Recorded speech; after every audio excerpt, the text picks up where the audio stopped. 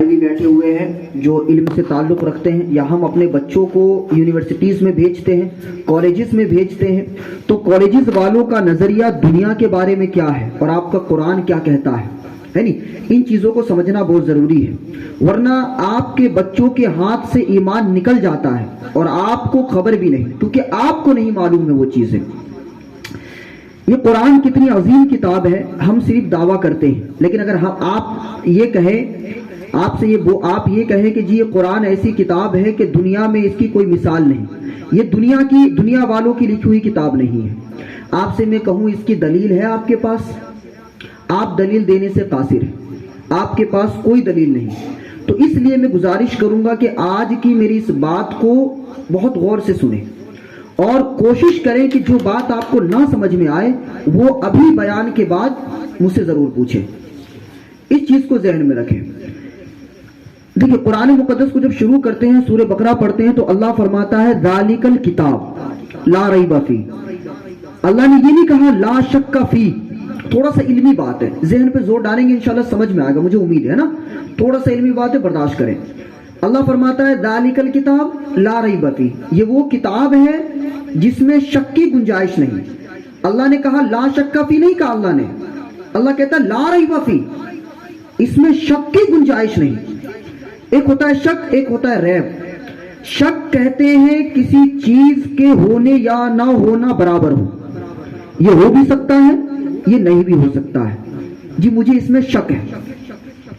ریب کہتے ہیں کہ جس کے نہ ہونے کا گمان بھی نہ ہو، ذہن کے اندر یا تو ہونے کا گمان نہ یا نہ ہونے کا گمان ذہن میں نہ آپ کے۔ ایک تو ہوتا ہے جیسے بات آئی، مثال کے طور پر میں نے کہا بھائی یہ کپڑا کوٹن کا ہے، اگزامپل دیتا ہوں، آپ نے کہا بھائی ہو بھی سکتا ہے یا نہیں بھی ہو سکتا ہے، کپڑا تو ہے سامنے، لیکن ایک ہوتا ہے کہ یہ کپڑا ہی نہیں ہے، ایک کیا ہو گیا، کپڑا ہی نہیں ہے، تو کپڑے کی نفی ہو گئی۔ اب چیز آئے کہ وہاں پر آپ اس کے کاٹن ہونے یا نہ ہونے میں بحث کریں، بات سمجھ میں آ رہی ہے؟ اللہ فرماتا ہے لا ریب فی، شک نہیں کرنا آپ کو کہ یہ دنیا والے کی کتاب ہے یا اللہ کی۔ اللہ کہتا ہے یہ آپ کو ذہن میں بھی نہیں لانا ہے، لا ریب فی، لا شک فی نہیں، لا ریب فی، یہ وہ کتاب ہے جس میں شک کی کوئی گنجائش نہیں، یعنی یہ آپ کے ذہن میں بھی نہیں آنا چاہیے کہ یہ کتاب کسی دنیا والے کی ہے، ذہن میں بھی یہ بات نہ آئے، جائے کہ آپ اس پر بحث کریں۔ ایک بات، اب سوال یہ پیدا ہوتا ہے بھئی حضرت آپ دعویٰ کر رہے ہیں اس بات کا کہ یہ کتاب اس میں کوئی شک کی گنجائش نہیں، اس پر کیا دلیل ہے آپ کے پاس؟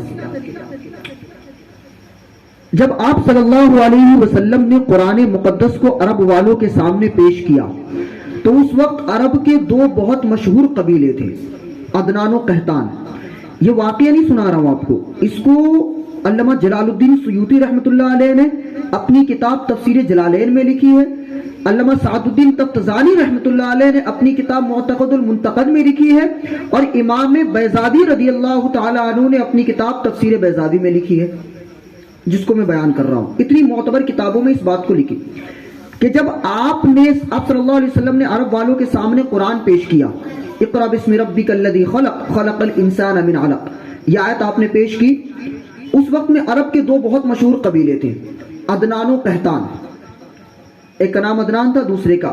ان کو اپنی زبان پر بہت ناز تھا، ان کو اپنی زبان پر بہت فخر کرتے تھے یہ کہ ہم سے زیادہ پورے عرب میں عربی بولنے والا کوئی نہیں تھا۔ اچھا یہ حقیقت بھی کہ عدنان و قحطان عربی زبان میں بہت فصیح و بلیغ تھے، ان سے زیادہ فصیح و بلیغ عربی میں کوئی بات ہی نہیں کر سکتا تھا، بہت اچھی زبان تھی ان کی عربی کی۔ آپ صلی اللہ علیہ وسلم نے ان کے سامنے قرآن پیش کیا تو انہوں نے کہا کہ بھئی یہ جو محمد ہمارے سامنے صلی اللہ علیہ وسلم قرآن پیش کر رہا ہے، یہ قرآن اللہ کی طرف سے نہیں ہے، یہ قرآن اسی کی طرف سے، یعنی یہ گڑھ کر قرآن پیش کر رہا ہے، اللہ کی طرف سے نہیں ہے، یہ گڑھ کر قرآن پیش کر رہا ہے۔ یہ پیارے نبی دیکھیں، آپ صلی اللہ علیہ وسلم کی عظمت دیکھیں، اللہ کے نبی نے اس کا جواب نہیں دیا، اللہ کے نبی نے جواب نہیں دیا۔ میرے پیارے نبی پر جب عدنان و قحطان عرب کے دو بہت مشہور قبیلوں نے بہتان لگایا کہ یہ قرآن محمد کی طرف سے ہے، اللہ کی طرف سے نہیں ہے، پہلے پارے کی تلاوت کرے شروع میں ہی۔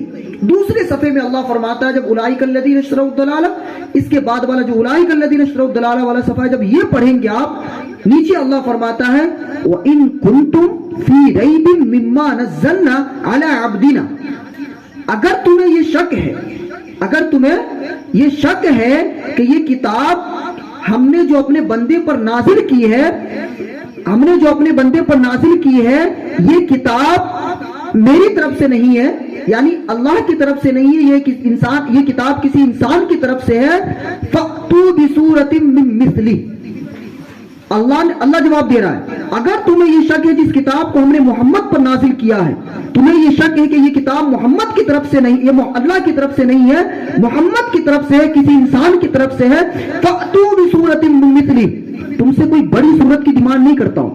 اللہ کہہ رہا ہے سورہ یاسین مت لاؤ، قرآن مت لاؤ، سورہ رحمان مت لاؤ، سورہ طٰہٰ مت لاؤ، سورہ مریم مت لاؤ، اللہ کہتا ہے فَأْتُوا بِسُورَةٍ مِّن مِّثْلِهِ، قرآن کی سب سے چھوٹی سورت کے مثلی کوئی سورت لا کے دکھا دو۔ اگر تمہیں شک ہے کہ یہ قرآن محمد صلی اللہ علیہ وسلم کی طرف سے ہے، اللہ کی طرف سے نہیں ہے، تو تم قرآن کی چھوٹی سورت کے برابر ہی کوئی سورت لا کے دکھا دو۔ بات سمجھا رہی ابھی تک؟ اچھا اتنے پر بات نہیں ہوئی کہ اتنے پر اللہ رک جائے، وَإِن كُنتُم فِي رَيْبٍ مِّمَّا نَزَّلْنَا عَلَىٰ عَبْدِنَا فَأْتُوا بِسُورَةٍ مِّن مِّثْلِهِ وَادْعُوا شُهَدَاءَكُمْ، اگر تم سے اکیلے نہ ہو سکے، من دون اللہ، اللہ کے علاوہ ساری دنیا کو جمع کر لو۔ اگر تم اکیلے نہیں لا سکتے ہو تو اللہ کے علاوہ فَأْتُوا بِسُورَةٍ مِّن مِّثْلِهِ وَادْعُوا شُهَدَاءَكُمْ، بلا لو پوری دنیا کو، من دون اللہ، اللہ کے علاوہ جمع کر لو اس بات پر کہ وہ تمہارے ساتھ مل کر قرآن مقدس کی چھوٹی سورت کے برابر کوئی سورت بنا لے۔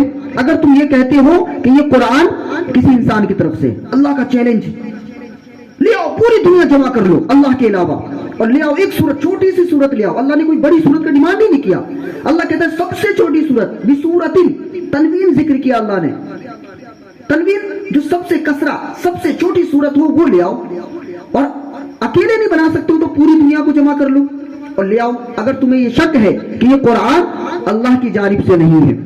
آگے اللہ کہتا ہے فَإِن لَّمْ تَفْعَلُوا، اگر تم سچ، إِن كُنتُمْ صَادِقِينَ، اگر تم اس بات میں سچے ہو کہ یہ قرآن اللہ کی طرف سے نہیں ہے، کسی انسان کی طرف سے ہے، تو ساری دنیا کو جمع کر لو، تم سے نہ ہو سکے تو ساری دنیا کو جمع کر لو اور اس کے مثل ایک چھوٹی سی صورت لے آؤ، اگر تم سچے ہو اپنی بات میں۔ اللہ کہتا ہے فَإِن لَّمْ تَفْعَلُوا، اور تم ہرگز ایسا نہیں کر سکو گے، وَلَن تَفْعَلُوا، فَإِن لَّمْ تَفْعَلُوا، اگر تم ایسا نہ کر سکے، وَلَن تَفْعَلُوا، اور ہرگز تم ایسا نہیں کر سکتے، وَاتَّقُوا، تو ڈرو اللہ، وَاتَّقُوا النَّارَ الَّتِي، تو ڈرو اس آگ سے، اعدت للکافرین، جس کو اللہ تبارک و تعالیٰ نے کافروں کے لیے تیار کیا ہے۔ اگر تم اپنے بات میں سچے ہو تو لے آؤ ایک صورت، اور اگر تم نہیں لا سکتے ہو، ہرگز تم نہیں لا سکتے، تو ڈرو اس آگ سے جس آگ کو اللہ تبارک و تعالیٰ نے کافروں کے لیے بیان کیا ہے۔ آج سے 1444 سال پہلے اللہ تبارک و تعالیٰ نے یہ چیلنج قرآن مقدس میں بیان فرمایا۔ آپ کو کیا لگتا ہے، کیا کوئی نہیں آیا ہوگا اس چیلنج کے لیے کوشش کرنے کے لیے؟ انہوں نے بھی کوشش کی، ایسا نہیں وہ خاموش رہے، عدنان و قحطان دونوں نے بہت کوشش کی۔ اس چیلنج کی بات تھی کہ بھائی آپ کسی کو جھوٹا کہہ رہے ہو تو اس کو ثابت کرنا ہے، اور پوری دنیا کے سامنے بہت کوشش کی انہوں نے، لیکن ان سے ایک بھی صورت تو دور کی بات ہے آیت کا ایک جز نہیں بن پڑا۔ اور وہی نہیں، اللہ تبارک و تعالیٰ کو پتا تھا کہ آج جس طریقے سے یہ قرآن پر کوشچن ریز کر رہے ہیں، آنے والے وقت میں بھی قرآن پر لوگ انگلی اٹھائیں گے۔ آج وسیم رضوی جیسے لوگ قرآن مقدس پر انگلی اٹھا رہے ہیں، لیکن اللہ تبارک و تعالیٰ کا چیلنج آج بھی موجود ہے کہ اگر تمہیں شک نہیں یہ قرآن اللہ کی طرف سے نہیں ہے تو لے آؤ۔ الحمدللہ ہم اس قرآن کے فالو کرنے والے ہیں جس کے بارے میں خود پوری دنیا کافر ہے۔ اس سے بڑے معجزے کی بات اور کیا ہوگی؟ کیا ساری دنیا مذہب اسلام کو مٹانے پہ لگی ہوئی ہے؟ آپ کو پتا ہے اسلام کے آنے سے پہلے، بات گرا تو نہیں گزر رہی، بھاری تو نہیں ہو رہی نا، بات سمجھ آ رہی ہے؟ سمجھنا ضروری ہے آپ کا، ہے نہیں؟ اسلام کے آنے سے پہلے یہودی اور عیسائی جو تھے نا، جن کو کرسچن اور جیوز کہتے ہیں، یہ آپس میں ان کے اندر بہت زیادہ کنٹروورسی تھی. یہ ایک دوسرے کو دیکھتے ہی مار ڈالنے کی کوشش کرتے تھے. آپ ہسٹری پڑھیں آپ کو پتا چلے اتنی زیادہ ان کے اندر جو ہے ایک دوسرے کے لیے دشمنی تھی. لیکن جب اسلام آ گیا تو یہ دونوں ایک ہو گئے. آج دیکھ لیجئے امریکہ فنڈنگ کرتا ہے اسرائیل کو، اور اتنی زیادہ فنڈنگ کرتا ہے جس کی آپ سوچ بھی نہیں سکتے، صرف اس وجہ سے کہ وہ اسرائیل اسلام کے خلاف کام کرے. اس وجہ سے آج فنڈنگ کر رہا ہے. تو ایسا نہیں ہے کہ لوگ ابھی آپ کے قرآن کو لوگ مٹانے پہ نہیں لگے ہوئے، ساری دنیا لگی ہوئی ہے کہ یہ قوم مسلم مٹ جائے. لیکن اللہ تبارک و تعالیٰ نے جس کی حفاظت کا ذمہ لیا ہے تو اس کو کون مٹا سکتا ہے قول محمد قول خدا. فرمان نہ بدلا جائے گا، بدلے گا زمانہ لاکھ مگر قرآن نہیں بدلا جائے گا. لیکن ایک افسوس کی بات ہے، اپنے دل پر ہاتھ رکھیں، دل کے کانوں سے اس بات کو سنیں. دیکھیں مجھ سے جو بڑے ہیں مجھے اپنا چھوٹا بھائی سمجھے، ہے نہیں، ایک بچہ سمجھ کے، عالم نہیں، حافظ نہیں، کچھ نہیں، ایک بچہ سمجھ کے یہ سمجھ لیجئے کہ ایک چھوٹا بھائی اپنے بڑے بھائی سے ریکویسٹ کر رہا ہے، گزارش کر رہا ہے عاجزی کے ساتھ، کہتا نا بھیا یہ کام کر دیجئے. بس اس طریقے سے مجھے سمجھ لیجئے کہ آج ہم نے اپنا کلچر کیا بنا لیا ہے. ہم کتنا قرآن کو پڑھتے ہیں. اپنے دل پر ہاتھ رکھ کے سوچئے، مجھے بتانے کی ضرورت نہیں ہے، یہ سوچ کر کے اپنے رب کو مجھے جواب دینا ہے. آج ہم کتنا قرآن پڑھتے ہیں، کتنے قرآن کی تلاوت ہم سے ہوتی ہے، اور کتنا قرآن سمجھتے ہیں. خدا کی قسم اللہ خود یہ قرآن مردوں کے لیے نہیں ہے یار. ہم نے کیا بنا لیا آج کہ میرا باپ مر جائے گا تب میں قرآن اٹھاؤں گا، میرا بھائی مر جائے گا تب میں قرآن اٹھاؤں گا، میری ماں مر جائے گی تب میں قرآن اٹھاؤں گا، میرا کوئی رشتہ دار مر جائے گا تب میں قرآن. خدا کی قسم قرآن اس لیے نہیں ہے. قرآن نے اللہ تبارک و تعالیٰ نے اس قرآن کو ہماری زندگی کے لیے پیدا کیا ہے. لقد اللہ تبارک و تعالیٰ نے قرآن مقدس میں فرمایا کہ پیارے نبی صلی اللہ علیہ وسلم کی زندگی تمہارے لیے اسوہ حسنہ ہے. اور حضور کی زندگی کیا ہے؟ اگر تھیوریٹیکل قرآن آپ کو دیکھنا ہے، ریٹن میں قرآن کو دیکھنا ہے تو یہ ہے، اور اگر پریکٹیکل قرآن کو دیکھنا ہے تو وہ حضور کی زندگی ہے، وہ حضور کی زندگی ہے. آج آپ بتائیں کتنا پڑھتے ہیں ہم حضور کو؟ کئی بار میں نے سوال کیا نا کتنا ہم پڑھتے ہیں. آپ بیٹھے اتنے لوگ ہم بیٹھے ہیں، ایک آدمی مجھے بتایا آپ میں سے، دل پر ہاتھ رکھ کے بتائیے گا کہ ہم نے کبھی ایک چیپٹر حضور کی زندگی کا پڑھا ہو. سنا تو بہت ہے، بہت تقریریں سنی ہے. اما علیمہ حضور کو ایسے لے گئی، اما علیمہ کی جب اونٹ پر یا کچے پر حضور بیٹھے تو بہت رفتار میں چلی. آپ نے کتنا پڑھا ہے؟ ایک چیپٹر اگر آپ نے پڑھا ہو تو دل پہ ہاتھ رکھ کے صحیح جواب دیجیے گا. خدا کی قسم اس ذات کو آج لوگ پڑھ پڑھ کے مسلمان ہو رہے ہیں. لیکن ایک مسلمان ہے جو عاشق نبی ہونے کا دعویٰ کرتا ہے، جو نبی پر مر مٹنے کا دعویٰ کرتا ہے، اس کی حقیقت یہ ہے کہ اس نے پڑھا ہی نہیں کبھی، اس نے دیکھا ہی نہیں کبھی. آج ہمارے بچوں کا کیا حال ہے آپ خود سوچئے. آپ کا سوال بھی تھا، رام کی بات، رحیم کی بات، رام کی بات، لکشمن کی بات، سیتا کی بات سب بچے جانتے ہیں. آپ کے سب بچے جانتے ہوں گے. پوچھئے آپ کروکشیتر کا کیا مسئلہ تھا، اور کیا نام ہے اس کا آپ کا مہا بھارت کے کیا مسئلہ تھا، سب کو پتا ہوگا. جنگ بدر کا آپ کے بچوں کو نہیں پتا ہوگا، جنگ احد کا آپ کے بچوں کو نہیں پتا ہوگا، جنگ تبوک کا آپ کے بچوں کو نہیں پتا ہوگا، جنگ یرموک کا آپ کے بچوں کو نہیں پتا ہوگا. پیارے نبی صلی اللہ علیہ وسلم کے صحابہ اکرام کے بارے میں آپ کے بچوں کو نہیں پتا ہوگا کہ آپ صلی اللہ علیہ وسلم کی محفل لگتی تھی تو آگے بچے بیٹھتے تھے. سارے صحابہ خواہشیں کرتے تھے کہ حضور ہمیں کچھ دے دے، ہمیں کچھ دے دے. وہاں پر حضور صلی اللہ علیہ وسلم کی محفل میں بچے بیٹھا کرتے تھے. آپ صلی اللہ علیہ وسلم اور بچوں سے کس قدر پیار کرتے تھے یہ بتانے والے نہیں ہیں ہم. کیوں نہیں ہے؟ پڑھا ہی نہیں ہم نے حضور کو. یہی وجہ ہے کہ بجائے اپنے بچوں کو، میرے پیارے زمانہ یہ آ رہا ہے نا کہ آپ فائنینشلی اتنے مضبوط نہیں ہیں کہ آپ اپنا کوچنگ سینٹر قائم کر سکے، آپ اپنا اسکول بنا سکے، آپ اپنے کالجز بنا سکے، یونیورسٹیز بنا سکے. مجبوراً آپ کو ایسی جگہ بچوں کو پڑھانا پڑے گا جہاں پر آپ کو دین کی تعلیم نہیں ملے گی. کہاں ملے گی؟ اور آنے والا زمانہ یقین مانے آپ شاید اگر ان سٹیز کا دورہ کریں تو آپ کو جو کراؤڈ ہے جہاں پر، وہاں آپ کو احساس ہوگا کہ لوگ کتنے آگے ہو چکے. آنے والا زمانہ ایسا ہے کہ ابھی تو آپ اپنے بچوں کو مدرسوں میں بھیج بھی رہے ہیں، لیکن یقین مانے آنے والا زمانہ ایسا ہے کہ آپ کے پاس ٹائم نہیں ہوگا کہ آپ کے بچے اسکول جا سکے، آپ کے بچے مدرسے میں جا کر دین کی تعلیم حاصل کر سکے، آپ کے بچے مدرسے میں جا کر قرآن پڑھ سکے، آپ کے بچے مدرسے میں جا کر پیارے نبی صلی اللہ علیہ وسلم کی زندگی کے بارے میں جان سکے۔ اللہ کی قسم آج بھی آپ کو یہ ٹائم نہیں ملے گا، آپ کے بچوں کو یہ ٹائم نہیں ملے گا، سلیبس اتنے زیادہ ہو جائیں گے۔ کیسے اپنے بچوں کو دین کی تعلیم دو گے آپ؟ کیسے بتاؤ گے جب تک ہماری ماں بہنوں کو حضور کی زندگی کے بارے میں نہیں پتا ہوگا؟ آج دیکھ لیجئے ماڈرنائزیشن کی بات ہم کرتے ہیں، آج ایک ٹرینڈ چلا ہوا ہے کہ بچے کی پرورش کا کیا مسئلہ ہے۔ میں وہی آج جو میں کھول رہا ہوں سمجھ لیجیے درس قرآن، بچے کی تعلیم کا کیا مسئلہ چلا ہوا ہے کہ آپ نے بچے کو اچھا کپڑا پہنا دیا، آپ نے بچے کو اچھا ڈریس دے دیا، آپ نے بچے کو اچھی چیزیں مہیا کرا دی، آپ نے بچوں کو کھلونے منگوا دیے، آپ نے بچوں کو ایک معاشرے میں بہتر طریقہ دے دیا، آپ نے اپنے بچوں کو ہر وہ چیز دے دی جس کی وہ خواہش کرتا ہے۔ آپ سوچتے ہیں یہ پرورش ہے؟ اللہ کی قسم یہ پرورش نہیں ہے۔ پرورش وہ ہے کہ ماں کے گود سے پیدا ہونے والا بچہ غوث اعظم بنے۔ ہم غوث اعظم کی بات کرتے ہیں، خدا کی قسم آپ نے غوث اعظم کے بارے میں پڑھا ہے؟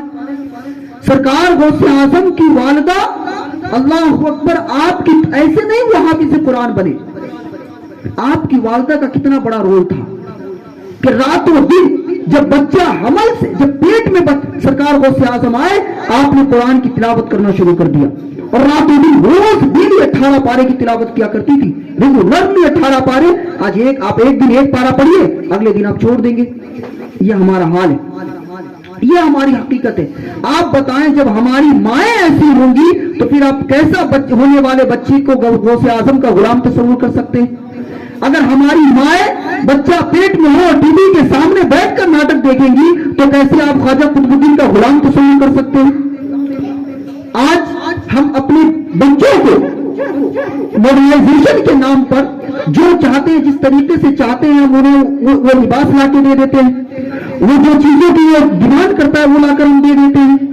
خدا کی قسم آج جن بچوں کو ہم جن ماحول میں ڈھال رہے ہیں، یہ آج سے تقریباً 600 سال پہلے صلاح الدین ایوبی کے زمانے میں ایک اور افسر نے کہا تھا۔ صلاح الدین ایوبی وہ ذات ہے، خدا کی قسم، بڑے بڑے صلیبی، بڑے بڑے عیسائی، بڑے بڑے افسر لگ گئے آپ کو ہرانے کے لیے۔ 19 سال کے تھے، صرف 19 سال کے، لیکن اللہ نے وہ مرتبہ عطا کیا کہ آپ پورے مصر کے بادشاہ تھے۔ آپ پڑھیے صلاح الدین ایوبی کو، جو میں بتانا چاہ رہا ہوں، آج پورا ہمارا معاشرہ اس ماحول میں ڈھل گیا ہے۔ حضرت صلاح الدین ایوبی رحمت اللہ علیہ کے بارے میں جب صلیبی بہت زیادہ کوشش کرنے لگے اور وہ کسی بھی صورت میں کامیاب نہ ہوئے، صلیبیوں کا، عیسائیوں کا سب سے بڑا چال کیا تھا کہ وہ جب جنگ سے نہیں جیتتے تھے، لڑائی اور جھگڑے سے، تو وہ کیا کرتے تھے کہ بچیوں یعنی اپنی بیٹیوں کو مسلمان بادشاہوں کے پاس بھیجتے تھے کہ وہ اس کے فریب میں آ جاتے اور جو وہ چاہتے وہ کرواتے، وہ عورتیں، وہ لڑکیاں ان سے کہتی اور وہ بادشاہ وہ کرتے۔ لیکن صلاح الدین ایوبی کو اللہ تبارک و تعالیٰ نے وہ ملکہ عطا فرمایا تھا کہ آپ ان ساری چیزوں سے اللہ نے آپ کو دور رکھا۔ جب صلیبی یہ عیسائی بچیوں کو، لڑکیوں کو بھیجتے تھے ان کے پاس، آپ ان کو مسلمان بنا لیتے تھے، ان کو دین میں ڈھال لیا کرتے تھے۔ اب یہ پریشان ہو گئے کہ بھئی یہ آخری حربہ تھا اور یہ بھی ناکام ہو گیا ہمارا، اب ہم کیسے صلاح الدین ایوبی کو ہرائے؟ تو اس فوج کا ایک ادنا سپاہی کہتا ہے اپنے افسر سے، گورنر سے، کہ اے کمانڈر یہ بتاؤ کہ ہم اتنی کوششیں کر رہے ہیں لیکن پھر بھی ہم جنگ ہار جاتے ہیں، ہمارا یہ آخری حربہ تھا اس میں بھی ہم ناکام ہو گئے، تو ہم کیسے کامیاب ہوئے؟ خدا کی قسم آج سے 600 سال پہلے وہ افسر کہتا ہے کہ تم پریشان کیوں ہوتے ہو؟ تم کوشش کرتے جاؤ، تم محنت کرتے جاؤ، ایک دن ایسا آئے گا کہ یہ پورا اسلامی معاشرہ ویسٹرن کلچر میں تبدیل ہو جائے گا۔ آج اپنے دل پر ہاتھ رکھ کے دیکھیے اور بتائیے کہ آج ہمارا کھانا بھی یہودیوں کی طرح ہے، ہمارا سونا بھی عیسائیوں کی طرح ہے، ہمارا بولنا بھی عیسائیوں کی طرح ہے، اور بچے کی ہماری پرورش بھی عیسائیوں کی طرح ہے۔ ذرا سوچیے آپ، آج سے 600 سال پہلے اس نے کہا تھا آج چاہے آپ ہمارے شادی کا مسئلہ لے لیجئے، ہمارے نکاح کا مسئلہ لے لیجئے، کسی بھی ٹاپک پر آپ ڈسکس کریں گے، آج ہم پورے کے پورے ویسٹرن کلچر میں تبدیل ہو گئے۔ خدا کی قسم اسلام یہ نہیں ہے، اتنا پیارا اسلام ہے کہ جو 350 سال میں پوری دنیا میں پھیل گیا۔ جب سوال ہوا کہ بھائی اور بھی تو مذہب تھے، اور بھی تو مذہب تھے، اسلامی تو اکیلا نہیں تھا نا، آخر کیوں اتنی تیزی سے اسلام پوری دنیا میں پھیلا؟ خدا کی قسم اس کا جواب صرف یہ آیا کہ وہ پیارے نبی صلی اللہ علیہ وسلم کا کریکٹر اور صحابہ اکرام کا کریکٹر تھا جس کے ذریعے سے اسلام پوری دنیا میں پھیلا۔ لیکن آج ہمارا کریکٹر کیا ہو گیا، ہمارا دماغ، ہمارا ذہن کیا ہو گیا ہے کہ ہم اپنے بچوں کے پاس بیٹھ کر اس کو سمجھائیں گے نہیں، کبھی پیار سے ہم اپنے بچوں کو پیارے بیٹے کہہ کے بات نہیں کریں گے، اگر اس نے غلطی کی تو ڈائریکٹ اپنے منہ سے گالی نکالیں گے، ماریں گے، اور اگر پھر بھی نہ مانا تو ایک ہی صورت ہے کہ اس کو کام پہ لگا دو، گھر سے نکال دو۔ اللہ کی قسم اگر یہ وقت آپ لے کر آئے ہیں کہ آج آپ کا بچہ آپ کی بات نہیں مانتا، خدا کی قسم اس کے ذمہ دار آپ ہیں، حقیقت ہے۔ اگر ہماری مائیں بچپن سے ہی اگر اپنے بچوں کو دین کی تربیت دی ہوتی، آداب سکھائے ہوتے، تعلیم قرآن دیا ہوا ہوتا، تو خدا کی قسم آج وہ بچہ جو آپ کی بات ماننے سے انکار کر رہا ہے، آج وہ آپ کی بات کو مانتا ہوا نظر آتا، معاشرے میں آپ کے سر کو بلند کرتا ہوا نظر آتا۔ کیونکہ یہ پیارے نبی صلی اللہ علیہ وسلم کی حدیث پاک بھی ہے اور حضرت لقمان علیہ السلام کا واقعہ جو میں ذکر کرنے جا رہا ہوں۔ حضرت لقمان علیہ السلام اپنے بیٹے سے کہتے ہیں وَإِذْ قَالَ لُقْمَانُ لِابْنِهِ وَهُوَ يَعِظُهُ يَا بُنَيَّ لَا تُشْرِكْ بِاللَّهِ، اور یاد کرو، پیارے نبی صلی اللہ علیہ وسلم سے اللہ فرماتا ہے اے پیارے نبی یاد کرو جب لقمان نے اپنے بیٹے سے کہا وَهُوَ يَعِظُهُ، اور وہ اپنے بیٹے کو نصیحت کر رہا تھا۔ ابھی آپ لوگ کی شادی نہیں ہوئی ہے؟ ہوئی ہے؟ نہیں ہوئی ہے نا؟ بہت ضروری ٹاپک، بہت امپورٹنٹ ٹاپک ہے۔ اگر آپ چاہتے ہیں آدمی شادی کیوں کرتا ہے پتہ ہے آپ کو، بہتر جانتے ہیں کہ ہمارے آنے والا فیوچر، اچھا جب تک آج آپ نوجوانوں سے پوچھ لیجئے کہ بھائی آپ شادی کیوں نہیں کر رہے، ابھی فیوچر پلاننگ کی تیاری نہیں ہوئی ہے، یہ کہتے ہیں نا، تو پلاننگ کیا کرتا ہے، وہ تیاری کیا کرتا ہے کہ جی میرے پاس بینک بیلنس ہو جائے، اتنا پیسہ ہو جائے کہ میری آنے والی جو زندگی ہے وہ بہتر گزرے، میرا آنے والی جو نسل ہے وہ بہتر گزرے، بہتر طریقے سے ان کے جو ہے اخراجات کو میں پورا کر سکوں۔ یہ ہمارا ایک پریپریشن ہے، ہماری ایک تیاری ہے فیوچر کے لیے۔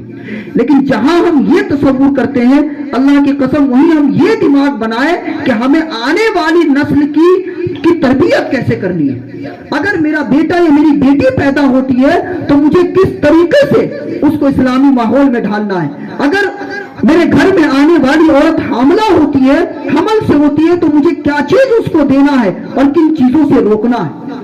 مجھے اس کو یہ نہیں کہنا کہ تو ٹی وی کے سامنے بیٹھ، مجھے اسے یہ نہ، اگر وہ ٹی وی کی ڈیمانڈ کرے تو اسے ٹی وی لا کے نہیں دینا، اگر وہ گانے بجانے کی ڈیمانڈ کرے تو اس کے سامنے گانا بجانا نہیں بجانا، بلکہ ہمیں اسے قرآن کی تعلیم دینی ہے، اسے کہنا ہے کہ تو نماز کی پابند بن جا، تاکہ ہم اسے ڈراؤ، اسے سمجھاؤ کہ ہماری آنے والی نسل، ہمیں ان کو ایسی تربیت دینی ہے کہ ہمارا بڑھاپا آسانی سے گزرے۔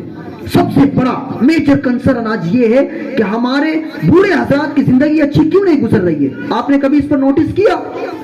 آج کیوں ان کے بچے ان کو ڈانٹتے ہیں، گالیاں دیتے ہیں، ان کی بہویں انہیں لاتے مارتی ہیں؟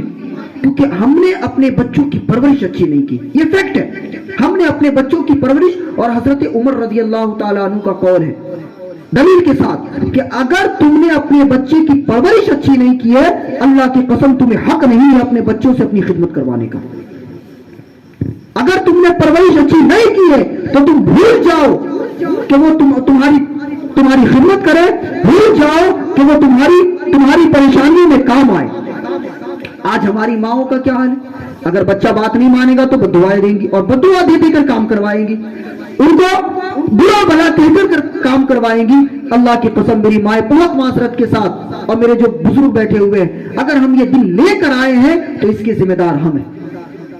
اگر ہم نے اپنے بچوں کی تربیت دین کے دائرے میں کی ہوتی، خدا کی قسم یہ نوبت نہ آتی کہ آج ہمارا بچہ ہماری بات نہیں مانتا ہے۔ یہ فیکٹ ہے جو میں آپ کو بیان کر رہا ہوں۔ بھلے میری باتیں نشتر جو لگاتا ہے وہ دشمن نہیں ہوتا، اس بزم سے مقصد اصلاح مفاسد، نشتر جو لگاتا ہے ہر تکلیف دینے والا آدمی دشمن نہیں ہوتا۔ یعنی طوفان نوح لانے سے چشم فائدہ، دو لفظ ہی بہت ہے اگر یہ اثر کرے۔ اگر آپ کے دل میں میری یہ بات اتر رہی ہے نا، بہت ہے، بہت زیادہ بولنے کی ضرورت نہیں ہے۔ ضرورت میں جس چیز پر فوکس دلانا چاہتا ہوں آپ کو وہ یہ ہے کہ آج آنے والی نسلوں کی اور جو نسل ابھی چل رہی ہے ان کی تربیت ہم کیسے کریں۔ ان کے دل آپ کو کچھ نہیں کرنا، خدا کی قسم اگر آپ نے اپنے بچے کی پرورش اگر آپ نے دین کے دائرے میں کر لی ہے نا، یہ آپ کے لیے دنیا میں بھی کامیابی ہے اور آخرت میں بھی کامیابی ہے۔ ورنہ خدا کی قسم یہ حدیث پاک ہے اور خود قرآن مقدس کی آیت کریمہ ہے کہ کل میں کئی بار بیان کر چکا ہوں کہ آپ کا بچہ، آپ کی بچی آپ کے خلاف کھڑی ہو جائے گی۔ سب سے بڑا مسئلہ کیا ہے تربیت کا؟ کہ آج پیارے نبی صلی اللہ علیہ وسلم نے فرمایا کہ جب، ویسے تو نماز فرض ہے اس میں کوئی شک نہیں، پیارے نبی صلی اللہ علیہ وسلم نے تاکیداً فرمایا کہ جب تمہاری بیوی حاملہ ہو تو میاں بیوی دونوں نماز کی پابندی شروع کر دو، نماز کی پابندی شروع کر دو، تلاوت قرآن شروع کر دو، اوراد و وظائف شروع کر دو، جو ٹائم ملے جتنا ہو سکے برائی سے دور ہو جاؤ، جتنا ہو سکے برائی سے دور ہو جاؤ۔ یہ پیارے نبی صلی اللہ علیہ وسلم کی حدیث پاک ہے۔ آج ہمارا ماحول کیا ہے، حال کیا ہے نماز کے تعلق سے، وہ ہم میں سب جانتے ہیں۔ میں کئی بچوں سے پوچھتا ہوں جو پڑھنے جاتے ہیں کہ بھئی آپ کی امی نماز پڑھتی ہیں، آپ کے ابو نماز پڑھتے ہیں؟ ایک ہی جواب ملتا ہے کہ حضرت نہیں۔ خدا کی قسم بہت افسوس ہوتا ہے، یقین مانیے میرا رب گواہ ہے، قرآن ہے میرے سامنے، کئی بار آپ کے اس مسجد کے حجرے میں سوتے ہوئے میری آنکھوں سے آنسو طاری ہو گئے، میرا رب گواہ ہے اس بات پر۔ وہ یہ سوچ کر کہ یار بتائیے مسلمان کا علاقہ، مسلمان کا محلہ ہے لیکن نماز کے لیے لوگ نہیں آتے، سوچیے آپ۔ اور پھر ہم پریشان ہوتے ہیں، ہماری مائیں ہماری بہنیں، حضرت تعویذ بنا دیجیے، حافظ صاحب میرا بچہ بات نہیں مانتا، حافظ صاحب میری بیٹی بات نہیں مانتی، بھائی کہتا ہے میری بہن سر پہ دوپٹہ نہیں رکھتی، بہن کہتی ہے میرا بھائی بے حیائی کی طرف چلا جا رہا ہے۔ اگر ہم اللہ تبارک و تعالیٰ کے فرامین سے دور ہوتے چلے گئے تو خدا کی قسم یقین مانے کہ ابھی تو ہم یہ سب چیزیں دیکھ رہے ہیں، وہ دن قریب ہے کہ ہمارے اس بستی پر اللہ کا عذاب نازل ہوگا۔ یہ حق ہے، اللہ کا عذاب نازل ہوگا۔ آپ کو پتا ہے حقیقت میں یہ پروگرام کو شروع کرنے کا کیا مسئلہ ہے؟ میں اپنی 3 کلاسز میں نے چھوڑے ہیں آج آپ کے اس پروگرام کی وجہ سے۔ ریزن پتا ہے؟ پھر بھی کیوں؟ کہ کل اللہ کی بارگاہ میں یا اللہ کا عذاب نازل ہو تو اس سے میں بچ جاؤں۔ اور یقیناً اللہ تبارک و تعالی جب اب کسی بستی پر عذاب کو اتارتا ہے وہاں پر برائی زیادہ ہو جاتی ہے اور نیک لوگ کم ہوتے ہیں، اور وہ نیک لوگ اگر بھلائی کی دعوت کو چھوڑ دیتے ہیں تو اللہ کا عذاب ان کے اوپر بھی نازل ہوتا ہے۔ یہ حقیقت کئی بستیوں پر نازل ہوا۔ حضرت لوط نے جو اپنی بستی کے لیے بد دعا کی، اللہ نے حضرت لوط سے کہا اے لوط اس بستی سے نکل جاؤ، اے لوط اس بستی سے نکل جاؤ، مڑ کے نہ دیکھنا۔ خدا کی قسم پوری بستی کو اللہ تبارک و تعالیٰ نے پلٹ دیا، پوری بستی کو پلٹ دیا۔ آج بھی وہ تاریخ موجود ہے، آج بھی جب قوم صالح پر عذاب آیا، بہت طاقتور قوم، میں نے بیان کیا تھا، اتنی طاقتور قوم تھی قوم سمود۔ قرآن مقدس میں ہم کتنے طاقتور ہیں، آج یوسف بھائی طاقتور ہیں، آصف بھائی طاقتور ہیں، میں طاقتور ہوں کیونکہ میں جوان ہوں، عارف بھائی طاقتور ہیں، آصف بھائی کیوں؟ کیونکہ ہم جوان ہیں۔ لیکن یہ طاقت ہمیشہ نہیں رہنا۔ ہم کتنے فٹ کے ہیں؟ 5 فٹ، 6 فٹ، 7 فٹ، اس سے زیادہ نہیں۔ خدا کی قسم قرآن کہتا ہے قوم سمود 90 فٹ کے تھے۔ ارم ذات العماد، اتنے طاقتور تھے کہ وہ 90 فٹ کے عماد ستون کی طرح لمبے تھے۔ التی لم یخلق مثلها فی البلاد، اتنے طاقتور، اللہ خود کہتا ہے کہ اتنی طاقتور قوم ہم نے پیدا ہی نہیں کیا، خود اللہ نے کہا ہے۔ آج ہم غرور و گھمنڈ کرتے ہیں اپنے حسن پر، اپنی قوت پر، اپنے طاقت پر، اپنے بازو پر۔ اللہ قرآن میں فرماتا ہے اللہ قرآن میں فرماتا ہے وَلَمْ تَمْشِ فِي الْأَرْضِ وَلَا تَمْشِ فِي الْأَرْضِ مَرَحًا، زمین پر اکڑ کے نہ چل، إِنَّكَ لَن تَخْرِقَ الْأَرْضَ وَلَن تَبْلُغَ الْجِبَالَ طُولًا، تیرا زمین پر اکڑ کے چلنا نہ تو زمین کو پھاڑ سکتا ہے اور نہ ہی پہاڑ کی بلندی تک پہنچ سکتا ہے، رہے گا وہی ناپاک قطرہ جس سے تو خود بھی گھن کرتا ہے تو وہی ناپاک قطرے سے بنا ہوا جس کے لگ جانے سے تو بھی گھن محسوس کرتا ہے، اللہ نے قرآن میں فرمایا۔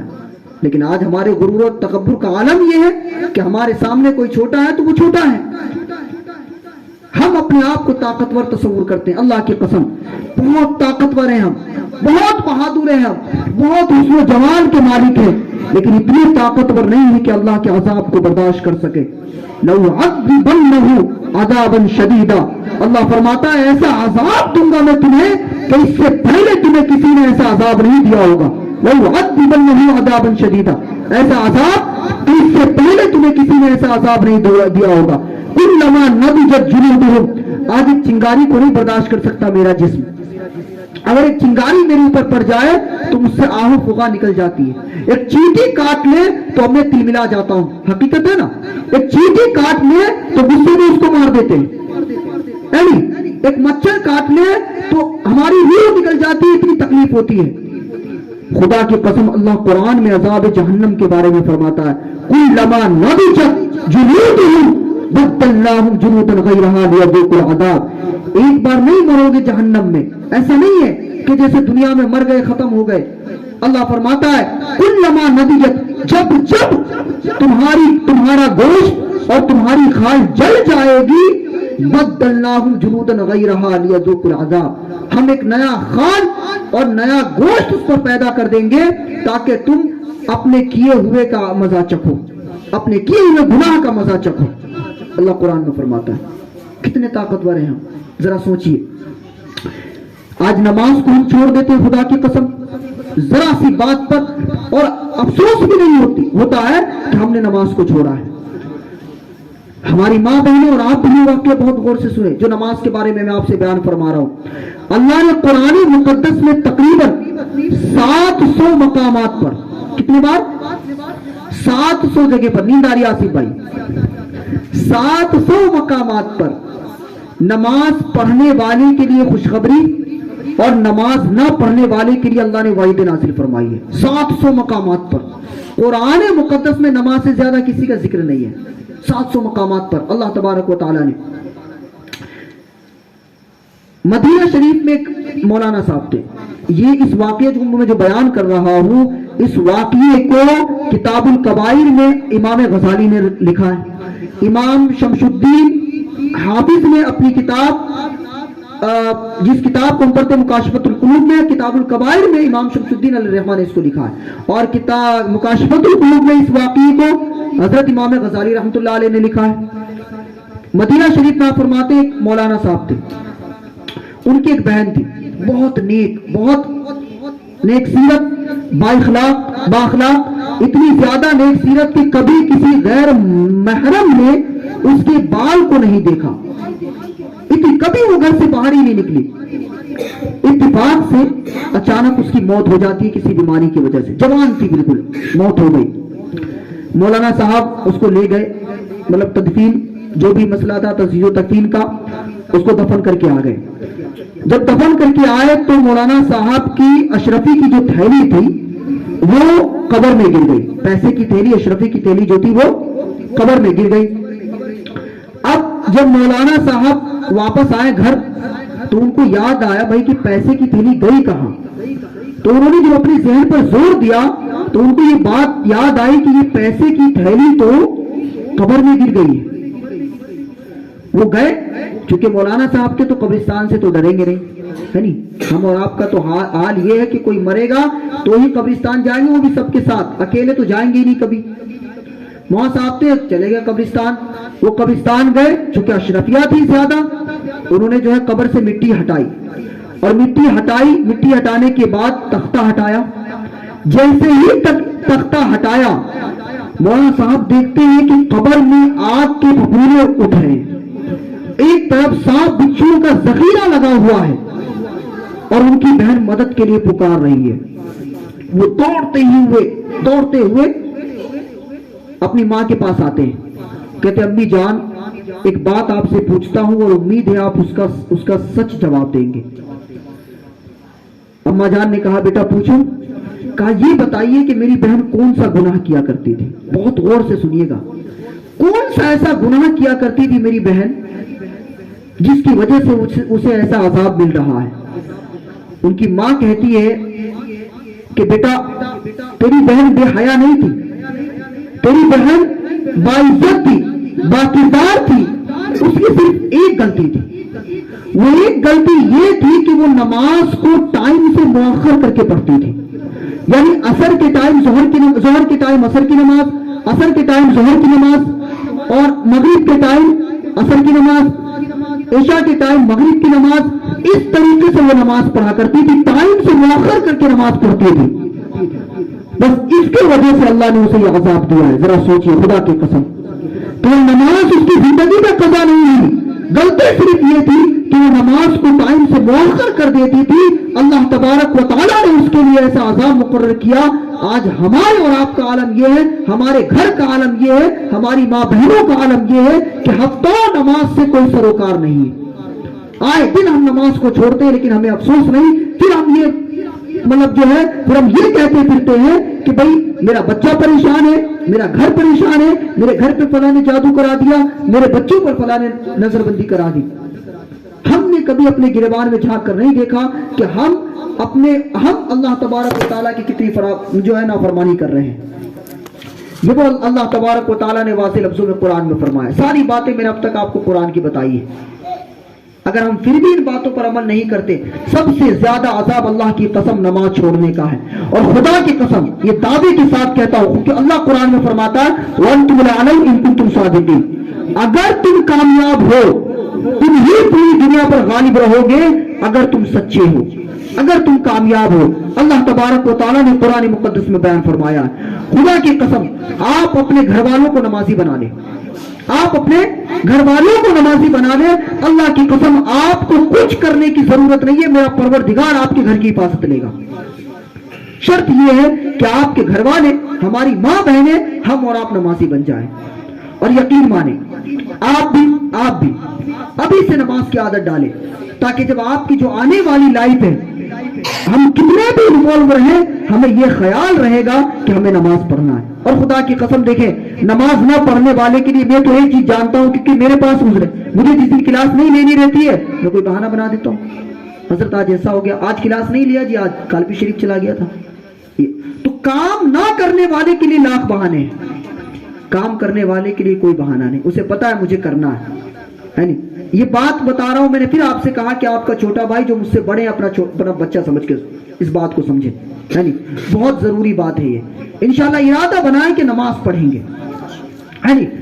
گھر میں بھی ہماری ماں بہنیں جو ہے وہ دل میں ارادہ بنائیں کہ انشاءاللہ نماز قائم کریں گے.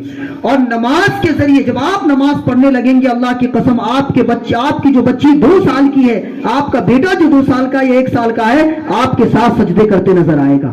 خدا کی قسم جیسی گھر سے تعلیم ملے گی ویسے ہی آپ کا بچہ کرے گا. آج اگر ہمارا بچہ گانے سننے کے لیے آمادہ ہے تو اس کو بھی آمادہ ہم نے کیا ہے. آج ہوتا کیا ہمارے گھروں کا ماحول, یہ خود میرے گھر کا ماحول تھا. کیا ہوتا ہے اگر بچہ رونے لگے, 2 سال کا 3 سال کا ہے, موبائل دے دیں گے اس کو. آج 1.5 سال کا بچہ 2 سال کا بچہ یہ جانتا ہے کہ یوٹیوب کو کیسے چلائیں گے. یوٹیوب پر اگر اسے کارٹون لگانا ہے, گانا لگانا ہے تو اس کو پتا ہے کیسے لگانا ہے.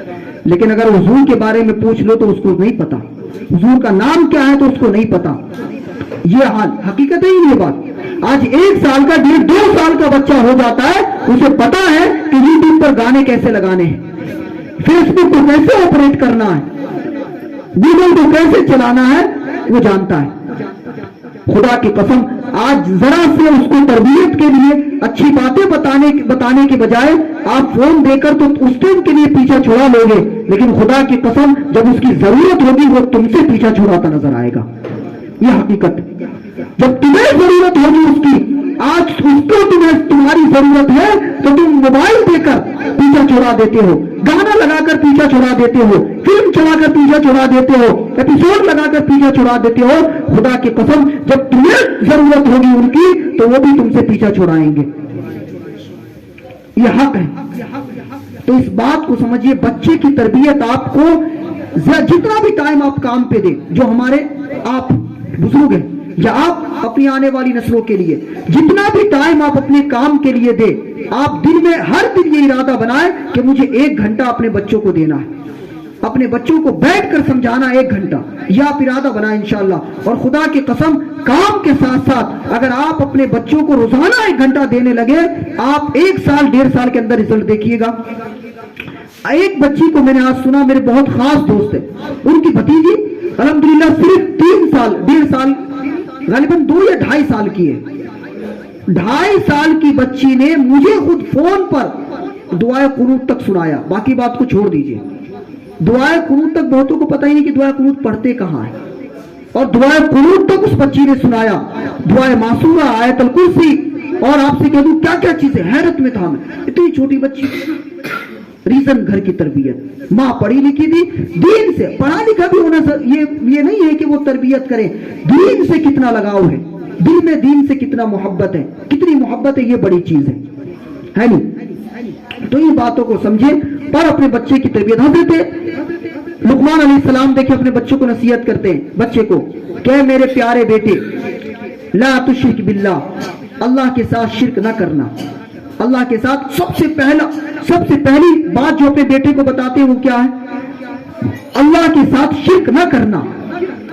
ان الشرک لظلم عظیم, یقیناً شرک بہت بڑا گناہ ہے. شرک یہ کیا ہے؟ ایک تو شرک یہ ہے کہ خدا کے ساتھ کسی کو اور خدا کو مان لینا, کئی خداؤں کو ماننا, یہ شرک ہو گیا. ایک تو دوسرا شرک ہے جو آج ہم میں بہت زیادہ پایا جا رہا ہے کثرت سے, جس کو ریاکاری کہتے ہیں. اللہ تبارک و تعالیٰ نے بیان, اللہ تبارک و تعالیٰ فرماتا ہے کہ اگر تیرے سمندر کے جھاگ کے برابر بھی گناہ ہے, پہاڑ کے برابر بھی گناہ ہے, تو میں بخش دوں گا. شرک نہیں بخشوں گا, اس کی بخشش نہیں ہے. ہر گناہ کی بخشش اللہ کی بارگاہ میں, لیکن شرک کی بخشش نہیں ہے. اللہ فرماتا ہے یہ شرک ایسا گناہ ہے جس کو میں کسی بھی صورت میں نہیں. آج دیکھ لیجئے کس قدر ریاکاری ہے ہمارے اندر, کس قدر دکھاوا ہے ہمارے اندر. اگر ہم ذرا سی نمازی بن گئے, پڑھنے لگے, تو اب ہم دوسرے کو جو ہے کمتر سمجھنے لگیں گے.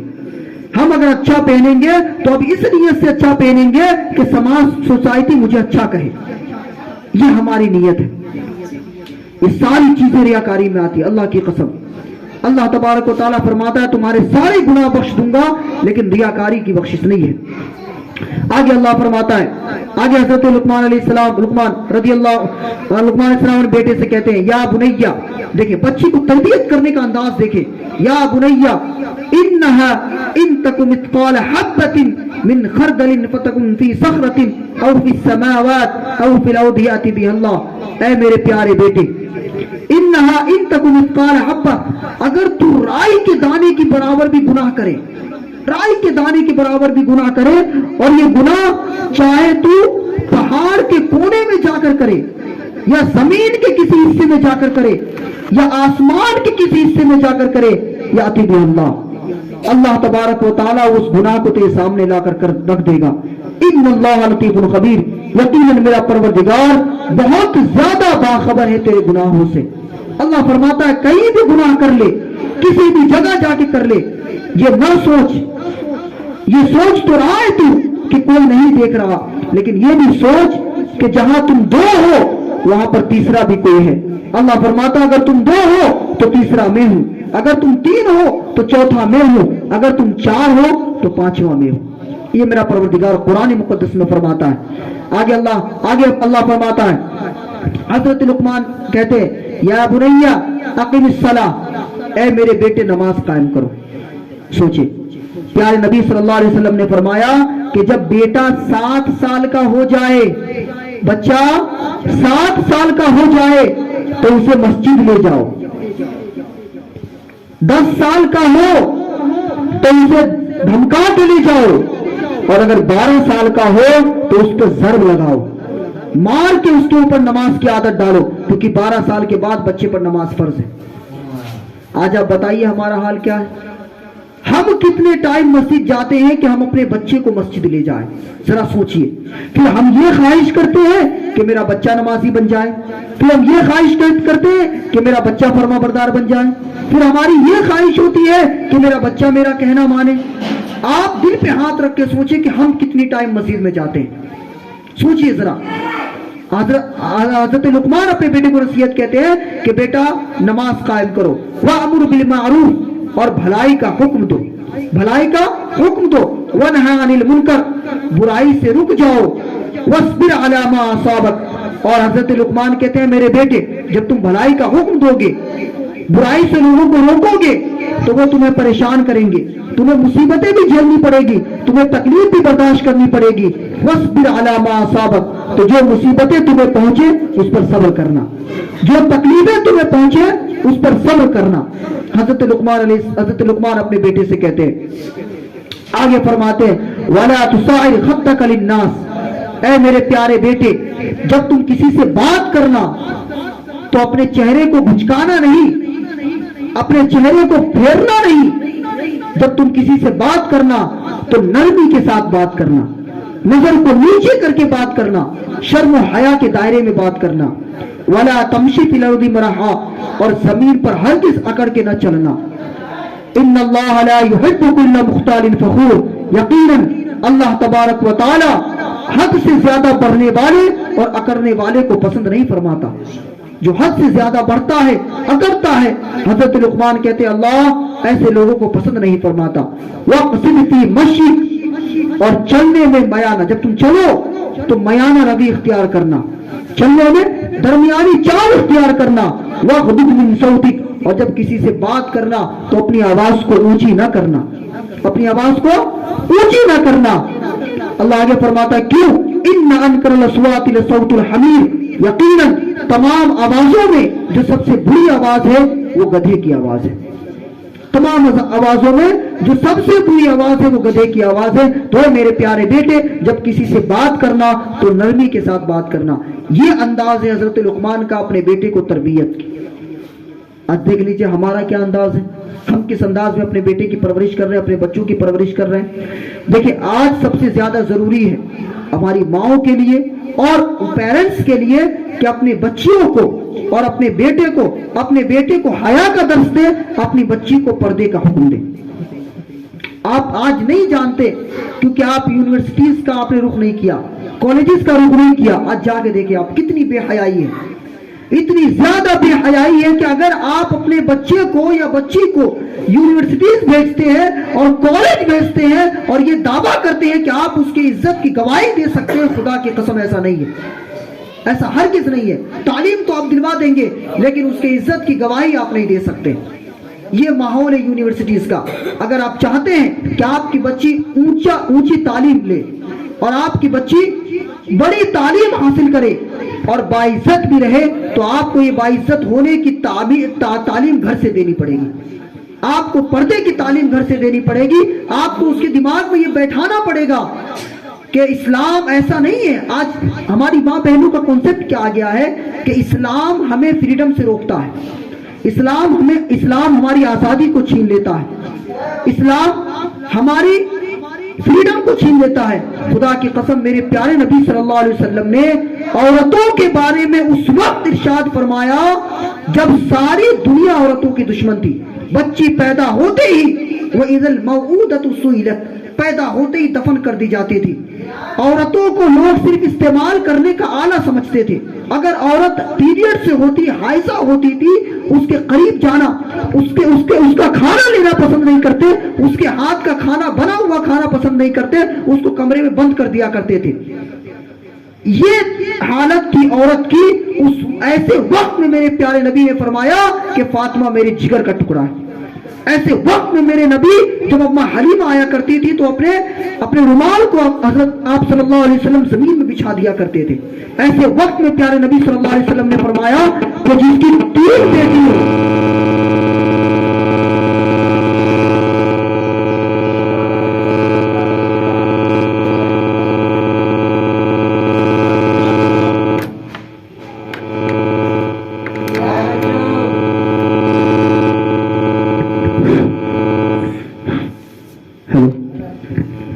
وقت میں پیارے نبی صلی اللہ علیہ وسلم نے فرمایا کہ جس کی 3 بیٹی ہو اور اس نے تینوں بیٹیوں کی پرورش اسلام کے دائرے میں کی اور اس کو گھر سے ودا کر دیا تو آپ صلی اللہ علیہ وسلم فرماتے ہیں کل قیامت کے دن وہ اور میں جنت میں ایسے رہیں گے، وہ اور میں جنت میں ایسے رہیں گے۔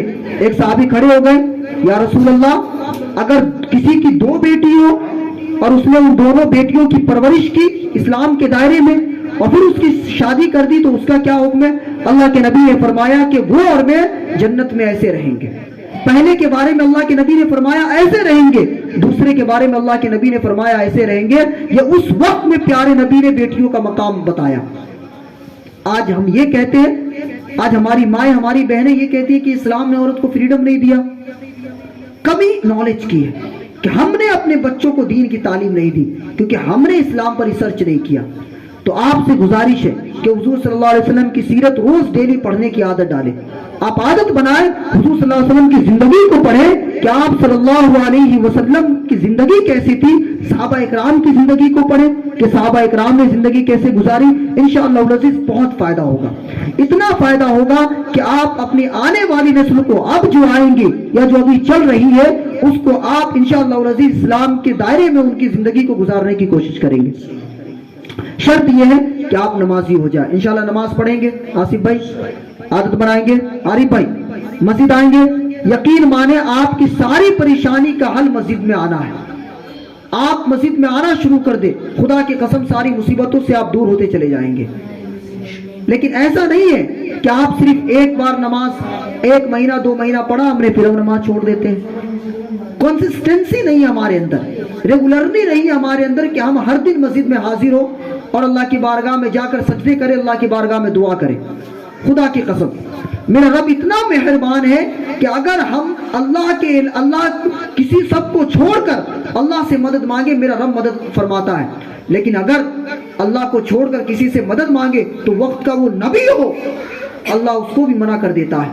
حضرت زکریا علیہ السلام کہ جب ان کی قوم ان کو قتل کرنے کے لیے ان کے طرف دوڑی اور حضرت زکریا علیہ السلام بھاگے اور جنگل میں گئے، جب جنگل میں ایک باغ میں گئے تو آپ نے ایک درخت کو دیکھا اور درخت سے کہا درخت پھٹ جا۔ وہ درخت پھٹا اور جیسے وہ درخت پھٹا آپ اس درخت کے اندر چلے گئے اور وہ درخت پھر مل گیا، لیکن آپ کے کپڑے داون کا ایک کونا باہر رہ گیا۔ اسی میں جو بھیڑ آئی ہوئی تھی آپ کو قتل کرنے کے لیے، اس بھیڑ میں ایک شیطان بھی تھا، پورا شیطان جو کہ ایک بوڑھا بن کے آیا تھا۔ اس نے کہا کہ دیکھو زکریا اس پیڑ کے اندر اس درخت کے اندر ہے، ایسا کرو اس درخت کو 20 سے چیر دو۔ اب جب حضرت زکریا علیہ السلام نے یہ سنا تو آپ اپنے رب کو یاد کرتے ہیں۔ حضرت زکریا کو میرا رب کہتا ہے زکریا خاموش رہنا، اگر اف بھی کیے تو صالحین کے سب سے خارج ہو جاؤ گے، اف بھی کیے تو نبوت سے ہٹ جاؤ گے، اف نہ کرنا۔ تاریخ گواہ ہے، قرآن یہ کہتا ہے کہ حضرت زکریا علیہ السلام کو 20 سے چیر دیا گیا، لیکن آپ نے اف نہیں کیا، صرف اس وجہ سے کہ اللہ تبارک و تعالیٰ نے کہا کہ اگر اف کیا زکریا تو صالحین کے سب سے خارج ہو۔ تو کیا تھا کہ انہوں نے اللہ کو چھوڑ کر اس وقت میں ایک غیر سے مدد لی۔ آج ہمارا حال کیا ہے؟ ہم در بھٹکیں گے، کوئی اس سے کام کروائیں گے، اس سے کام کروائیں گے، اور جب ریزلٹ کیا نکلتا ہے صفر، بجائے اس کے کہ ہم اپنے رب سے اس کی سلوشن کی اپنے رب سے اس کا سلوشن مانگے کہ میرے پروردگار تو نے یہ مصیبت دی ہے اور تو ہی اس کو دور کرنے والا ہے۔ جب اگر ہمارا یہ نظریہ بن گیا اللہ کی قسم ساری مصیبتیں پریشانیاں خود بخود دور ہوتی نظر آئے گی۔ تو انشاءاللہ العزیز ان باتوں پر عمل کریں گے۔ جب یہ وہ باتیں تھی جو خود حضرت لقمان نے اپنے بیٹے کو نصیحت کی، اور یہ جو آج کا ٹاپک تھا وہ اولاد کی تربیت کے اوپر تھا۔ 2 چیزیں میں آخر میں عرض کر دوں کہ اولاد کی تربیت کیوں ضروری ہے۔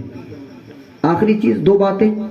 سب سے پہلی ضرورت آپ اس چیز کو ذہن میں بسا کے چلیں کہ آپ کا بڑھاپا اچھا گزرے، زندگی میں ہے تو آپ کا بڑھاپا اچھا گزرے، اور مر کے جائے تو آخرت اچھی گزرے، ورنہ اللہ کی قسم آپ کی بیٹی آپ کی جہنم میں جانے کا سبب بنے گی۔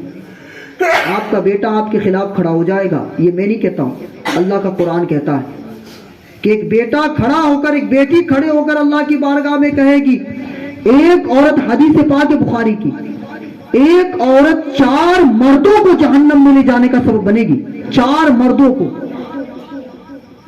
اس میں اس کا شوہر بھی ہوگا، اس کا باپ بھی ہوگا، بھائی بھی ہوگا اور بیٹا بھی ہوگا۔ جب وہ عورت کھڑی ہوگی، اللہ حکم دے گا اس کو جہنم میں لے جاؤ، وہ کہے گی میرے پروردگار اگر میں جہنم میں جانے کے لائق ہوں تو کیا میں اکیلے جاؤں گی؟